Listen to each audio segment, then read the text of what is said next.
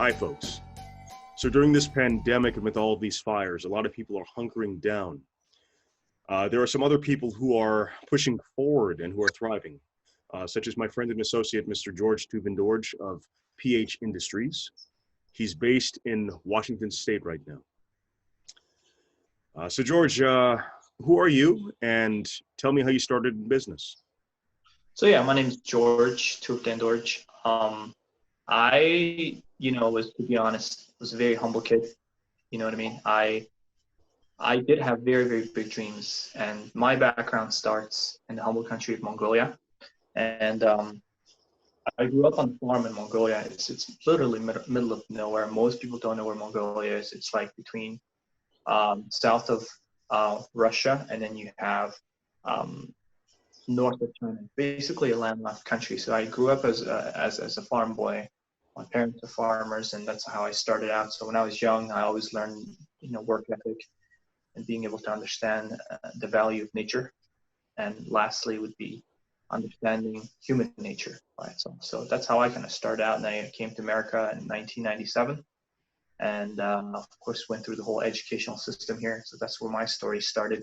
And even as a kid, I always told my mom, like when we were taking bus, I told my mom, like, hey, listen, we're going to buy a bus one day.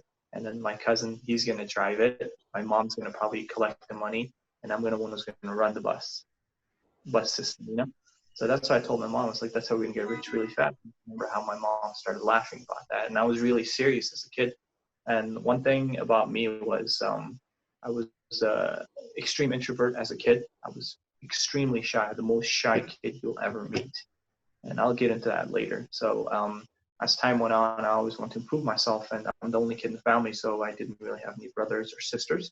So I wanted to kind of improve myself to be able to prove to myself that I can do this in this world. And I wanted to make sure that in an industry that's, habited with sharks and people who are out there to make a buck really fast, that I wanted to present legitimate value to the industry, a value of a farmer's perspective, but at the same time in sync with nature. Like when I say nature, I mean nature that a farmer would understand. That's the type of mindset that I have and I bring to the industry. And we started PH Industries in that vision of actually providing value to people out there in a way that they can understand. So George, tell me a bit more about PH Industries and what endeavors you guys are pursuing right now.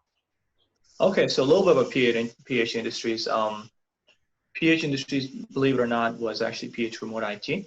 It's something that we started out, actually before PH Remote IT was actually PH Electric. And that particular venture, I was head of marketing and sales. I've dealt with a lot of individuals who are really good at electrical, plumbing, and HVAC contractors.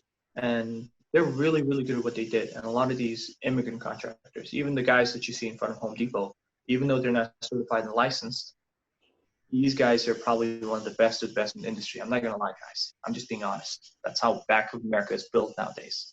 I'm just being honest. By regular guys, whether immigrants or they're born here, if you were to put those guys in the same room, hey, they will never complain against each other because they know what hard work and physical work ethic is. You know what I mean?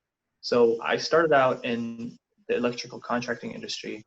I've worked with a lot of individuals who are really talented, but they really had a hard time finding gigs like fixing somebody's house or finding commercial jobs to change the lighting system or put up backup generators. And it was a big struggle. And I got into sales and marketing in order to find that for our contractors. And Isabel, that's how we met, right? Mm. Yeah, I was actually contracted by George's company several years ago. Mm-hmm. And he appreciated my work ethic and he said, hey, why don't you work for me? And I spent some time working for PH Remote IT, as well as his property management company a few years ago. Mm-hmm. So that's how we started out. And I started going to a lot of, commercial properties. And a lot of these commercial properties needed, for example, their T12 lights, those big office lights changed or ceilings changed, minor touch of paint here and there. Of course, electrical problems here and there. And as you guys know, as far as commercial infrastructure support, they need a lot of different people with a lot of different talent pools to be there. So we wanted to be a company that we can do it all. So I mean, there's a lot of people that can do it all, but we wanted to make sure we wanted to do it in a way that the client was happy. And that's how we started, PH Remote IT. We did the IT aspect as well and the contracting aspect as well. And that's how we went on. As time went on, we realized we were servicing a lot of these commercial sectors and the residential sectors of helping out people. And we said, hey, why don't we get into rental property, like commercial rental and residential rental? But then we didn't have enough capital to be able to do that. So we started doing subleasing, and that's where we started out. Now, currently, we moved into a second phase of moving into a transportation company because we realized, there's going to be 5 sectors that's always going to be out there. And I'll tell you about the 5 sectors later.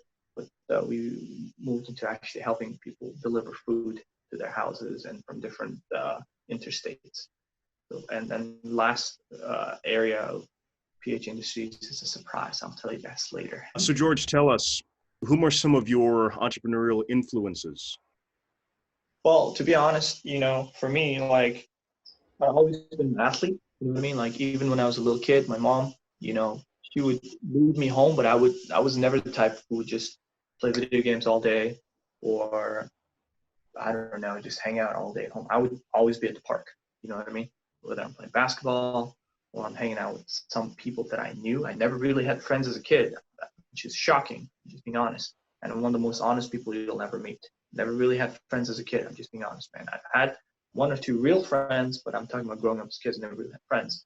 And I would go to the local park and I would play with kids and hang out with them. And I used to play basketball, and basketball is something that's always been in my life. And of course, one of my biggest influences is Kobe Bryant, as you can see, number 24.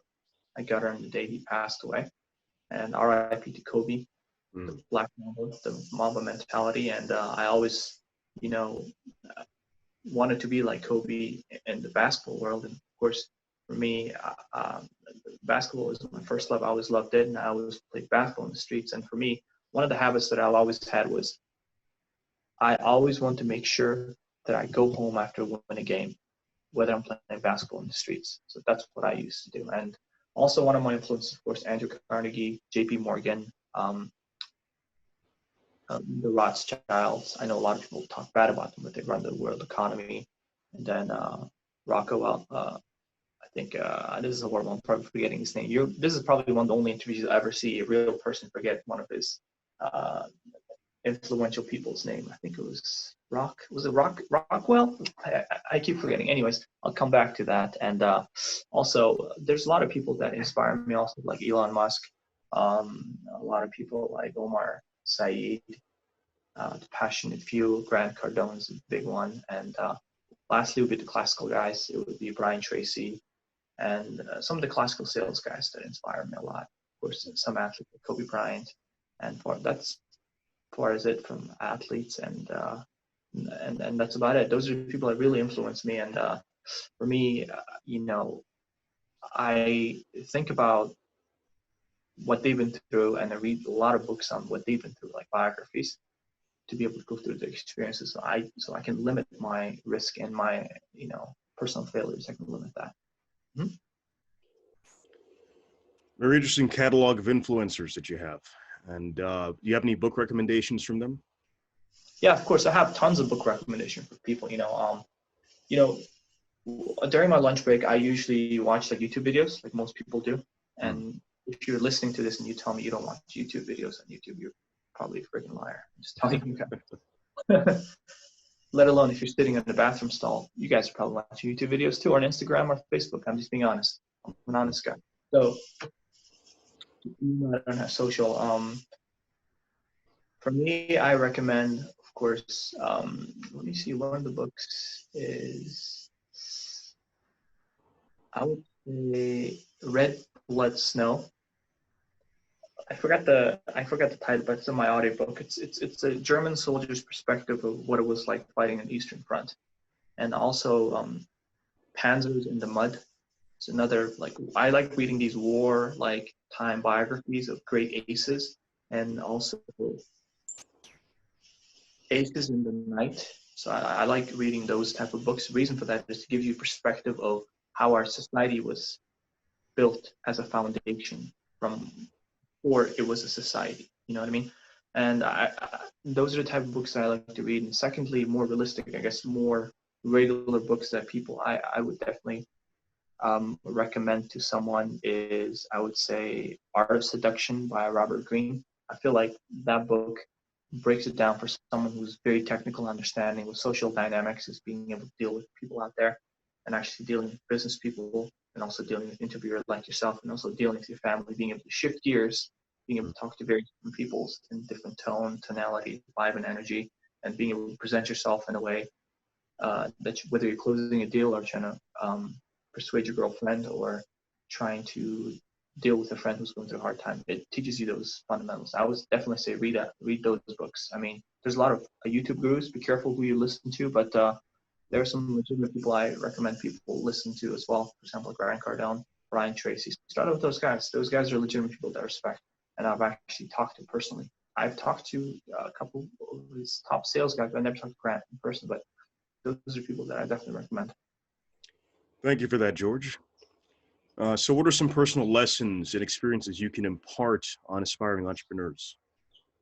Well, for most aspiring entrepreneurs, I would definitely say is it's going to be really hard. You know what I mean? And when I say really hard, I mean really, really, really, really. And then to the point, almost, I would say 50% of jobs are going to be gone. And I'm going to be honest with you guys about that. I mean, if you plan on getting into this line of work, you know, I tip my hat off to you, but you have to be really, really mentally strong. And you got to be able to take a lot of hits. You know what I mean? I remember there was a picture of this wolf. Like there's like one wolf with like 3 arrows and it died. And then there's like one wolf had like 50 arrows and still walking around. You know what I mean? I remember that. And I always remember that, because if you're going to be an entrepreneur or someone who's going to run your business, you're going to take a lot of flack. Like if you're flying B-17 over Normandy, you know, dropping bombs in Germany, you're going to take a lot of flack. You're going to be willing to go drop more bombs and come back. You're going to have holes in your plane. You're going to repair it. You got to have the guts, and you got to learn where the flak's coming in. You got to learn how to take certain rounds, know the wind elevations, and go back. Make sure you can protect yourself. In this world, like you said, it's very similar to sports. Like if you're in the MMA, you are going to get hit. You know what I mean? Like Mike Tyson says, everybody's plan until they get hit. The thing is, you got to plan when you're going to get hit and how you're going to hit, how you're going to get hit. You know what I mean? So same thing in business. Like if we're structuring a deal, for example, I noticed a lot of interviewers don't really talk about business deals. For example, I'm going to get into one. For example, if we're going to move freight, right? It's 40,000 tons. It's a very small deal, and that particular one costs X amount of dollars. Now, you might move the freight, but the shipping company might say, "Hey, you didn't deliver it on time," even though there's a timestamp there. Now, legally, you can go to court and fight, and you can win, but the time that's wasted to do that actually costs you more money than actually paying these guys out, for example, or getting paid. So those are decisions you got to be able to make. So I'm going to just break that down one more time. Listen to this really carefully, guys. So in this type of situation, what the freight company is doing is basically they're just rattling your chain to see what you're made of. You know what I mean? So like a guy who's starting out might say, hey, like, why are these guys giving me a hard time? They're rattling your chain to see what you're made of. So this is what separates maybe a guy who does 9 to 5 versus an entrepreneur, is being able to go through this and figuring out, okay, I can take them, we can go to court and I can get paid, or I can lose this shipment and let them know that I'm real and continue and keep on going. From a financial perspective, it doesn't make sense, but being able to persevere these type of problems and issues, it does make sense.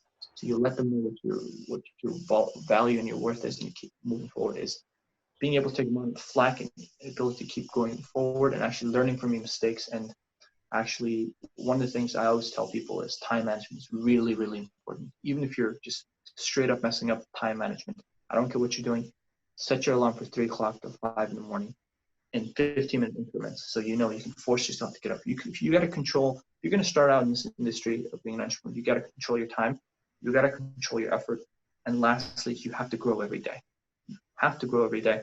And fourthly, is you have to make sure you have daily actions you're maintaining to keep your company together and you're growing. Lastly is you got to have a list of actions that's moving your company forward. So you got to know the difference between daily actions and actions that's moving company forward. A lot of people get lost in daily actions. Oh, I'm reading books. I'm waking up early. Oh, I'm maintaining my sales. Okay, that's great. But you're keeping your company in a loop. It's not growing anywhere. It's just staying the same. So same thing, you gotta know your daily activity actions, and then you gotta know action items to move your company forward. That's what I recommend for a lot of new guys. And like I said, it's gonna be really, really, really hard. And you guys probably have good 20 years before half the industry is, automated, and you guys are gonna have a really difficult time because you guys are gonna be competing against AI and automation. I'm just being honest with you guys. So you guys have literally 10 to 20 years to be able to get your act together. It's time for us to get our act together, folks. So George, tell us how you've handled failures and how you've pivoted during hard times. Okay, well, for me personally, it's hard for me to say I've had failures in life. The reason I can, proudly say that is I'm not the type of person that gives up. Now, when I say I'm not the type of person that gives up, I don't mean like I keep on going, with my blinders on. No, not like that. Now, I know a lot of people say, there's going to be failures in the industry. You're going to get back up and keep going. But how are you going to get back and keep going if you don't have money? You know what I mean? And there are certain people in this industry or this world or even this country don't have a chance. They don't have a chance. That's the honest truth. Even if they tried, they don't have a chance. I know people saying American dream is alive, but American dream is only alive for a limited amount of time until automation comes in. Keep that in mind. Now, I would say, not giving up is one of the keys to success. I always feel like there's been points where I guess you would say my goals didn't go according to plan. People consider it failure, but I don't call it failure unless you completely give up on it. But one thing I always done, and I've learned from Grant, is I've been doing this for a long time, but I realized what he meant was whenever things don't work out, I shift into a different industry. For example, like when COVID-19 happened, our construction, remodeling houses, and the government commercial projects shut down. Like we only had a single venture, we would be horrible. Like we wouldn't be able to do anything. So we immediately shifted gears into trucking industry, moving freight. That's what we started doing. So as you can see, you've got to be ready for contingency plans of being able to shift to a different industry if another industry is not working out. So for me, I look at a 4-cylinder engine versus a V8. So for example, if we have IT, construction, moving freight, and lastly, maybe space or something like that, it's like firing on different cylinders, So if cylinder 1 is down, cylinder 2, 3, and 4 are firing. Same thing with the B-17 bomber. You got 4 engines, right? So if one engine shot out, you have another engine, and you have 2 on the right. If your left engine gets your furthest engine on the left wing gets shot out, for example. So you got to be able to prepare for these events. So one thing is for me, I've always prepared all my life for worst case scenarios. So like I always said, one of my favorite quotes my basketball coach told me was, if you're always, prepared every day, then you never have to be ready. So for me, I try to be prepared every single day. I always ask myself, am I prepared for worst case scenario every single day? I know this might be obsessive, but that's one of my habits, being ready every single day for worst case scenario. So be ready, and be ready for setbacks. And the important thing is, even if you have setbacks, be able to pivot, maneuver to another industry.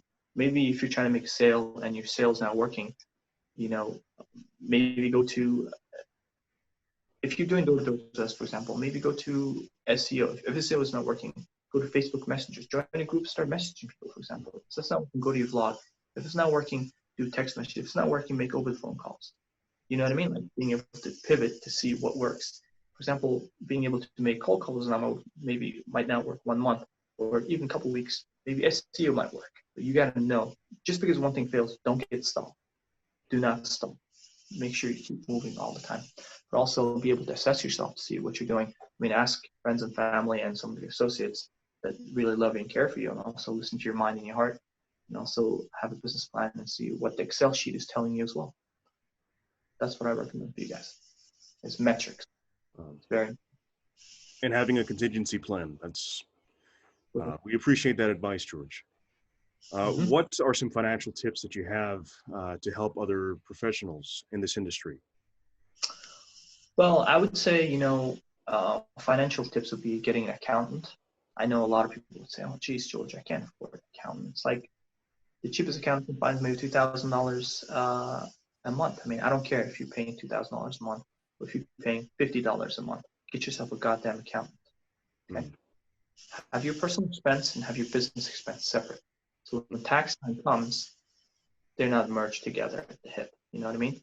And lastly would be get yourself an LLC or sole proprietorship or a C Corp or whatever it might be. You guys can Google this stuff. You know what I mean? If, worst case scenario, separate your personal from your business assets. You want to protect yourself the best you can. And as far as taxes, like I said, get to know the tax system. For me, I take I would say at least 5 to 10 minutes of the day to understand the tax system because it's changing all the time to see what's deductible, what's not, what is considered business expense, what is considered personal expense. For example, cars that I drive, is it under my company's name? If I go with my family, for example, would it be a business expense? Even though I'm talking about business, I'm talking to you on the phone, for example, you know, there's various tax laws and loopholes out there that you take advantage of. And being able to make sure you get to keep what you keep. Remember, if you're making $1 here, right? For me, I always keep 20% for taxes. So I'm making actually $80. So from there, I try to really try to implement 70-30 rule where if I'm making, so out of $1, you have 80 cents left. And from there, I would basically live off of 25 cents from there. And then the rest would go back into the business. I don't invest, by the way. I do not invest in the stock market, but if you guys invest in the market, by all means, but I do not, but I invest in real estate, something that's tangible and hard. But I do plan on investing in the stock market as time goes on, as I have more time. So, but don't get me wrong, I won't be investing in something that holds for 50, 60 years. But I will be maybe doing something where you can make money in a measured way of where metrics works, okay, when I have a little bit more time. What I would say for people for taxes, I mean, don't play around with your taxes. Do not play around with your taxes. I'm telling you guys now. And if you guys are doing into the business, get yourself an EIN number so you're not using your social. And for example, if you're buying a car, if you have an EIN number, it's strong. You know what I mean? To ask for your credit sources, and from there, build your business credit. It's really important. Know the difference between your personal credit and your business credit. How does one start in your industry? Well, I'm in like 4 different industries. Last one we're getting into space, and I'll tell you guys that last for best is I would say whether you're a doctor, a dentist, salesman, an interviewer, a politician, or a barista at Starbucks, it comes down to 2 things: sales and marketing. That's how the whole world runs. You got to become the Bruce Lee of sales and marketing. You know what I mean? You got to be able to learn how to handle objections. You got to learn how to get yourself out there. You got to learn how to talk to a barista at Starbucks, being able to talk to a bus driver, being able to talk to a homeless person, being able to talk to a teacher, to your family and your kids, to a millionaire, billionaire, or to a CEO. You got to learn how to talk to these people in different ways. And one of the things that I always recommend people is getting out there, get yourself socially acquainted. Now, I don't mean having like a group of 10 to 100 friends here, but I mean being able to maybe go out and talk to enough people. Just go to the mall and just talk to people. When I say talk to people, if you're super scared, just go to the mall, make eye contact with people, walk around a little bit. If you're maybe someone who's, you know, who likes to go out and have fun, you know, go to the bar and talk to some people. I don't care what the hell you're talking, just talk to somebody. You got to learn how to use the English language like it's a lethal weapon. But of course, you know, have some decency to not use it as a weapon to hurt people, but actually use it to make sure that you can act, you know, adequately speak to people in a proper manner and respect people the way you want to be treated. And how you treat, for example, a server restaurant says a lot about that person. And yeah, that's and you got to make sure you have your sales and marketing skill. You got to be able to, you know, just pick up the phone, talk to somebody, be able to talk to someone face to face. If you think he's somebody at the gym, have your business card ready at all times. I have a business card with me all the time. I don't care if it's a gym, Starbucks, walking down the street. I don't care who it is. If I'm having a conversation with someone, if I think he's someone who's worth value, I'll start a conversation. Random person, I might strike a conversation. but they know my energy and the vibe where I'm coming from. So that's one thing I always do to make sure I'm ready at all times. And if you want to get into the industry, a lot of hard work, expect to work, for me, on a late day, I usually get up, even on a Saturday, I get up around 7 a.m. You know what I mean? On Monday through Friday, I get up around 4 o'clock. So usually from 4 o'clock till 8 o'clock, I've done all my work in the East Coast. Of course, everything's remote. And then from 8 a.m. till 5 p.m., or more like 1 p.m., I do my West Coast work. And then from 1 p.m. to 4 or 5 p.m., I do rest of my West Coast work. So that's how I separate 3 to 4 industries. I know it's a lot of work, but it's important. And also being able to leverage with people that work in our company that helps us, our drivers, our accountants, and our team, and people who do our paperwork, and to some of the symbiotic systems we have in place helps out a lot as well. But my goal is to make sure I'm greasing the system, to make sure it's working like clockwork. What is the next phase in your ventures, George? Okay, the next phase in our ventures is actually called PH Space. PH Space, rocket into space. Now, I don't mean Elon Musk's space program here. I know a lot of people are probably saying, "Oh, George is trying to copy Elon Musk." No, I'm not. I have a completely different perspective on the rocket program. I have a different perspective on the rocket program because for me, I was thinking of starting out in miniature models, being able to launch into orbit. So one thing I'm thinking of is actually starting out with DJI drones. I have electrical engineering control systems background, so I know how the drone systems works really well. I'm not a rocket scientist, and I'm sure we can get the program together, is being able to send aerial vehicles into space. It's going to be a challenge, but I think we can do this. The reason that I feel that we can do this is that, for me, I try to look at the materials, the rocket fuel, and amount of man hours and resources that we put into it. I think we can macro manage it to make sure we can put something out there, and everything's going to be unmanned. So that's what we're focused on. We're going to be starting our first ever space program in 2020 with a DJI MAV-4 drone. We're going to modify it to actually go higher than usual. And then we're going to go into DJI Phantom, and from there we're going to go into bigger and bigger drones to the point we can hit the stratosphere. And then on, we're probably going to lose a few drones out there, but we're going to be one of the companies that's going to personally test and make custom drones that can possibly go out there in space. And to be able to put certain CO2 booster tanks to be able to shift it back and forth in space. Like I said, I get a brush up on my rocket science, to be honest. And I'm super, super excited about being able to launch your personal DJI, for example. Let's just say personal drones into space. Isn't that cool, guys? Like, you guys can launch your personal drones into space. How crazy is that, huh? Yeah, and then people can record the footage and use it for their own purposes. Exactly. Right? Literally, sky is not the limit. So once we could do that, we're gonna have bigger drones, and then from there, we plan on getting to the moon and having our fleet drivers. We can have strong enough drones that we can get up to the moon. We can do mining on the moon and different planets. We're gonna be doing mining. Not the mining process as well, which it will be. Plan on getting the AI and being able to elongate the human life process. And I feel like that's my purpose on this earth, is actually elongate the human life process. But of course, we need to do that, yeah. But like I said, one thing I support Elon Musk is us being a multi-planetary, like a multi-planet civilization. I support him. So Neuralink and Tesla and SpaceX. I just don't think he's going to make it on his own.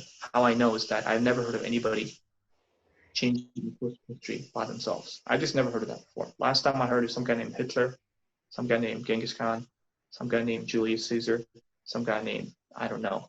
As far as I know, those guys always get backstabbed, always fall apart. Why? Because they didn't have team move. Maybe Genghis Khan, Hitler, FDR, maybe Stalin all worked together. It could have been better work, for example, you know? So the whole problem I have with human societies who are always competing against, but the space program, everybody needs to work together. So there's no such thing as competition here. Everybody needs to work together, or else this planet's going to end one of these days. I'm just being honest, man. Yeah, it's important to have a good company culture and team dynamics to back you up, and to have a happy team. So how can somebody contact yourself and your team to conduct some business or discuss potential business partnerships in your ventures? Yeah, they can email us at services@phconstruction.net. Now, when we say construction, we don't mean just hard building. I mean constructing IT services, constructing real estate proposals, constructing DJI drones to go higher than before, constructing materials, man and materials to go to areas that need materials to be moved. So that's what the construction stands for. And also, you guys can subscribe to our channel, PH Construction 2012, on YouTube. And folks, you can follow his YouTube channel, PH Construction 2012, on YouTube. Link will be posted below. So lastly, George, what are your personal thoughts on the economy and how essentially entrepreneurs are maintaining the economy? And what legal and tax protections do you think could be implemented in favor of entrepreneurs with legislation moving forward? Well, I'm going to be honest, our country is overly legislated. I'm going to be very, very honest about that. And the average Joe's involvement in government is almost non-existent. That's the type of society we live in. And in order for someone to thrive in the system, it's very, very difficult. And I do believe the American dream is still there, but we still have to be supportive of our government as well, to be able to understand that some of these people are holding the wall back. But like, again, if our government doesn't open up and understand or support the entrepreneurial system here, we would be cutting its legs out. Simple as that. I mean, second or third generation of Americans, why would they want to work hard and keep our economy going and actually succeed in this country when they only made it, as they say, maybe making $60,000 a year, have a house and a car that's paid off, and then maybe an RV or a utility trailer that's paid off? What's the point of them working hard? Doesn't make sense. Human libido to do better is dead. So what is the engine or the thrust that's keeping this rocket ship that's our country moving? It's the immigrants and the people that want to go out there and go get it. Don't cut off the visas for the immigrants. Don't, make it so difficult as is, because it's very, very difficult. I mean, China supports their, entrepreneurs and gives a lot of government grants. In this country, you got to go through a lot of loop. I mean, I might have $5,000, right? I'm trying to get a loan out for $1,000. It's difficult to get a loan out for $1,000, even if you have $5,000 in this country. Logically, what? You know what I mean? I've had loan officers told me, hey, I can't approve a $1,000 loan, even though I have $5,000 cash. I'm trying to figure out the logic behind that. You know what I mean? I even told him, hey, let me put a collateral down for $2,000. He still said no. Do you do that kind of bureaucracy behind that? Like, we got to stop that kind of a bureaucracy. I wouldn't say stop, but we have to limit that type of bureaucracy from happening, because that boggles my mind, Isabel. So other than that, like I said, don't cut off the legs in your country. You can't fight a war if you can't, walk on your feet. Simple as that. And we have to be careful how we make enemies around the world, because on the perspective of entrepreneurship and us being the police, us policing the rest of the world, is difficult to do so when we're become somewhat of a faceless country.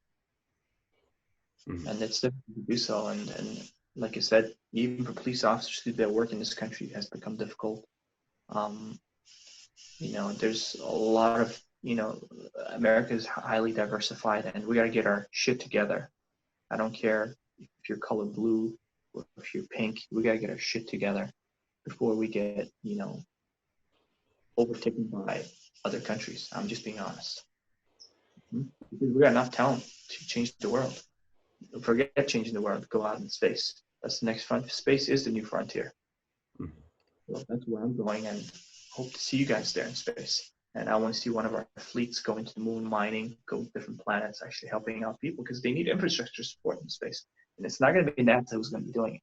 It's going to be entrepreneurs that's going to be making that trip into space happen. So what are your thoughts on American exceptionalism? Now, as an immigrant, you've come to this country as a child, and you've worked very hard to achieve your successes. And you were mentioning before that second and third generation Americans take things for granted. There's actually a statistic or a quote that says it takes 3 generations to lose $100 million.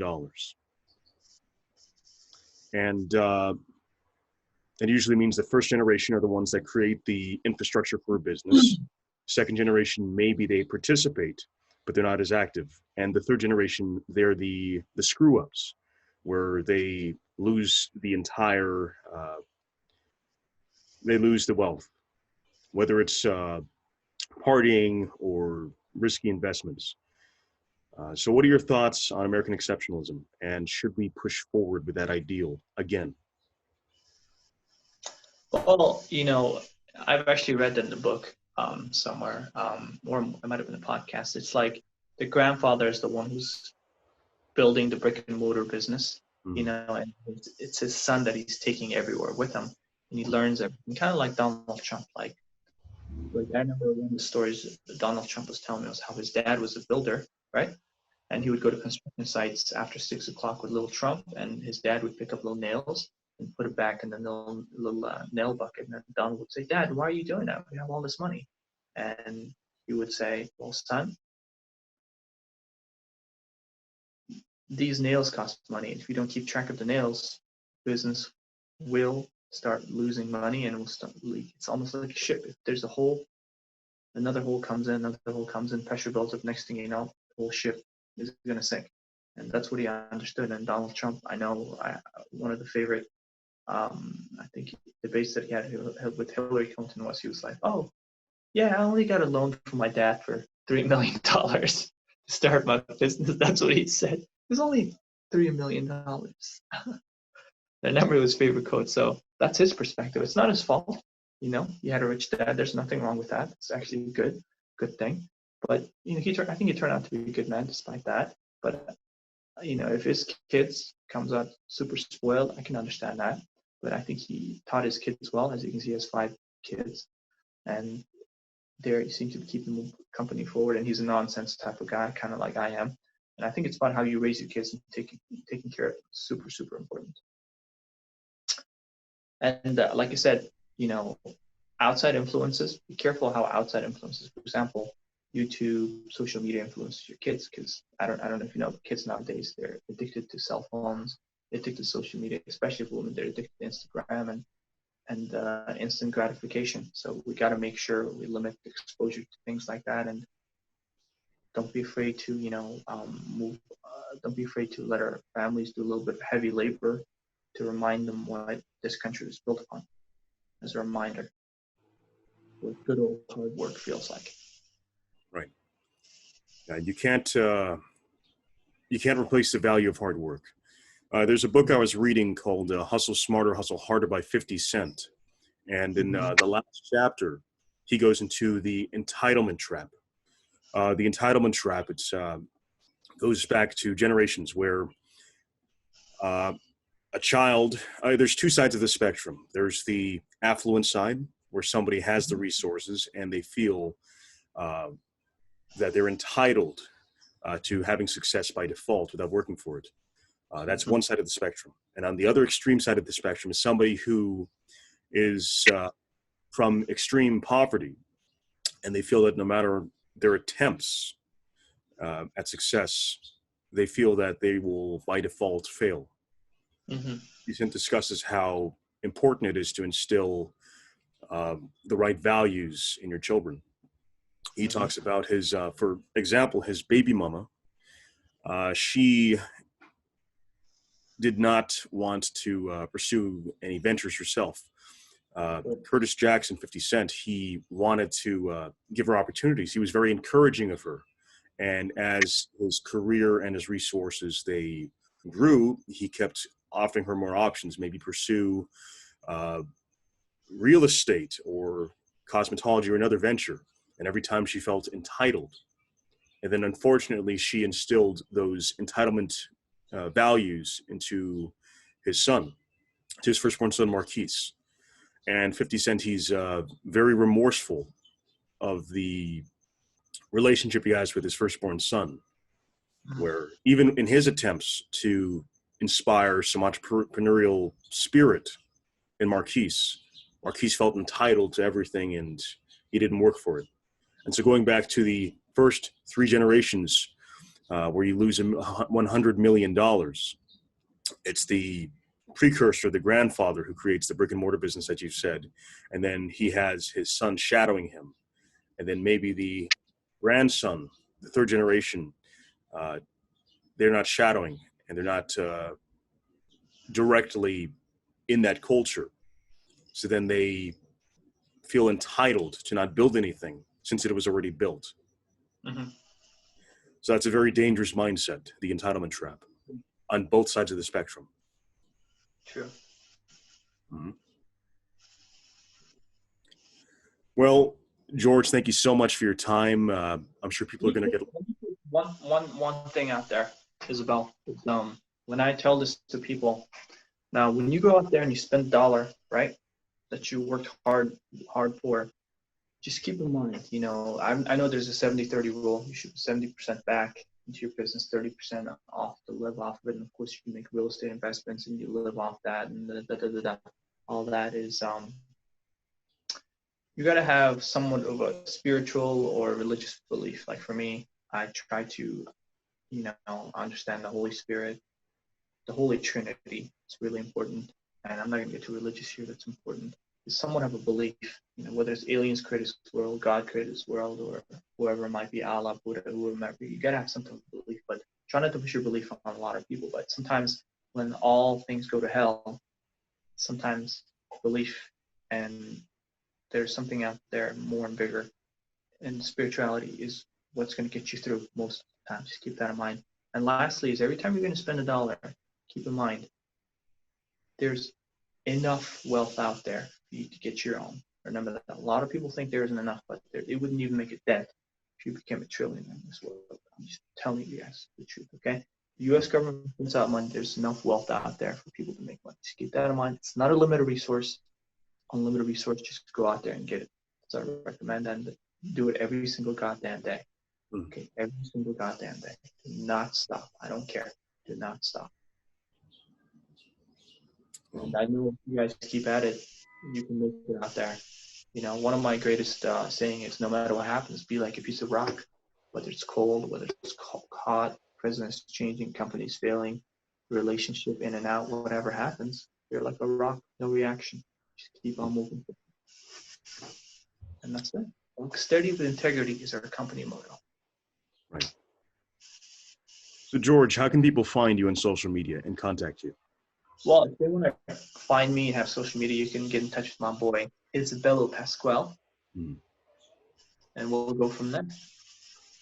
And you can contact myself at contact@alphafantana.com. Right. And a bit more about myself, I own a production consultancy company where we specialize in producing marketing materials, commercials that have aired national TV, feature films, short films, and other new media content. Mm-hmm. You can contact myself at contact@alphafantana.com or visit alphafantana.com. Of course. Well, George, thank you so much for your time, and I'm sure everybody's going to get a lot of value from this interview. And we're looking forward to seeing the next phase with your business. Yeah, I want you guys to, do an interview, come down to Seattle one time, see who you guys are dealing with, and see what we've been through. And as time goes on, I'll take you guys to different industries and see how we do things. And as time goes on, we'll have many, many more surprises. Okay, fantastic. Work hard, play hard. Let's have fun. I wouldn't say I'm a regular guy, but, I like to have a lot of fun. Super important. So next time, guys, over and out. See you, folks.